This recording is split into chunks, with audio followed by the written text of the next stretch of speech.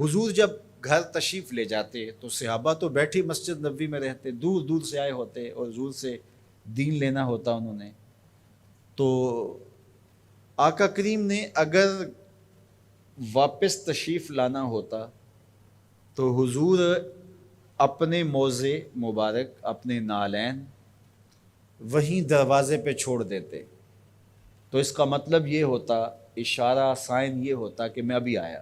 اور اگر حضور نے جا کے استراحت فرمانی ہے، دیر کے بعد تشریف لانا ہے، ایک نماز کے بعد گئے اب دوسری نماز کے وقت ہی آئیں گے، تو حضور نالین سمیت تشریف لے جاتے.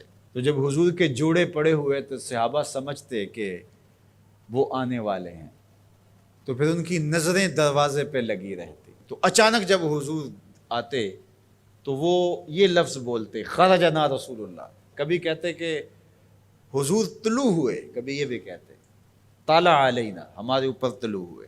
تو یہ مختلف روایات حدیث میں ملتے ہیں.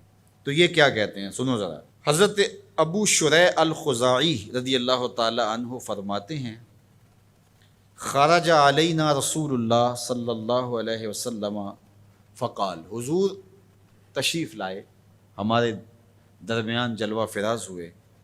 فقال، اور ارشاد فرمایا، الیسا تشہدون اللہ الہ الا اللہ وانی رسول اللہ، تم گواہی دیتے ہو کہ اللہ کے علاوہ کوئی معبود نہیں ہے اور میں اللہ کا رسول ہوں.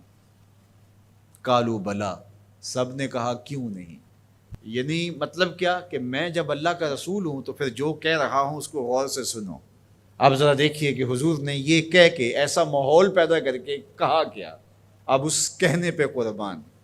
حضور نے ارشاد فرمایا، یہ اللہ کی کتاب قرآن مجید، اس کا ایک سرا تمہارے ہاتھ میں ہے. یعنی یہ اللہ کی لٹکتی ہوئی رسی ہے قرآن مجید، اور لٹکتی جو رسی ہوتی ہے اس کے دو سرے ہوتے ہیں نا. تو کہا اس کا ایک سرا اللہ کے ہاتھ میں ہے اور دوسرا سرا تمہارے ہاتھ میں ہے. اللہ اکبر. فتمسکو، اس کو مضبوطی سے پکڑ لو. دیکھیے یہ لائٹ جل رہی ہے نا، اس کے اندر تار لگی ہوئی ہے. تار کا ایک سرا مین پاور ہاؤس سے جڑا ہوا ہے اور دوسرا سرا اس لائٹ سے جڑا ہوا ہے.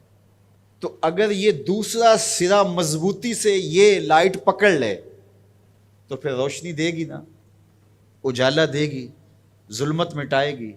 لیکن ادھر سے تو جڑا ہوا ہے، لیکن یہ ادھر سے نہ پکڑے تو بتاؤ روشنی ہوگی.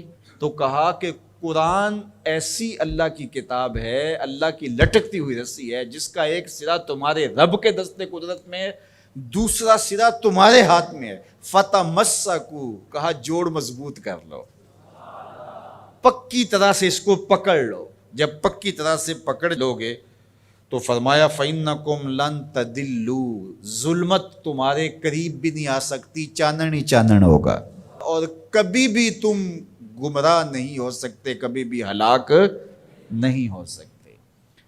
تو یہ راز یہ لائٹ پا گئی ہے، یہ راز یہ پنکھا پا گیا ہے کہ ایک سرا تو تار کا پاور ہاؤس سے جڑا ہے اور پورا کرنٹ آ رہا ہے، لیکن اگر ادھر سے اس کا کنیکشن کمزور ہو گیا تو یہ چل نہیں پائے گا، یہ روشن نہیں ہو پائے گی. قرآن اللہ کی وہ لٹکتی ہوئی رسی ہے جس کا ایک سرا تو رب کے دستے کرم میں ہے اور دوسرا سرا جو ہے وہ فرمایا تمہارے ہاتھ میں ہے، اور جب اس کو زور سے پکڑا ہوا ہو تو روشنی ہوگی نا. تو جب یہ تصور آتا ہے کہ یہ قرآن اللہ کی لٹکتی رسی ہے، حبل ممدود من السماء الى الارض، آسمان سے زمین کی طرف لٹکتی ہوئی اللہ کی رسی ہے، تو جب زور سے اس کو پکڑیں گے، مضبوطی سے تھامیں گے، ایقان کے ساتھ، یقین کے ساتھ تمسک کریں گے، تو پھر باطن میں چراغاں کیوں نہیں ہوگا، تو پھر کرنٹ کیوں نہیں آئے گا، پھر کیوں جو ہے وہ توانائی پیدا نہیں ہوگی. تو پھر تو ایک عجیب کیفیت پیدا ہوگی نا کہ یہ وہ قرآن ہے جس کا ایک سرا رب کے دستے کرم میں اور ایک سرا ہمارے ہاتھ میں ہے. کتنی خوبصورت میرے حضور نے مثال دی. تو اس سے ہدایت ہی ہدایت، نور ہی نور اور روشنی ہی روشنی نصیب ہوگی.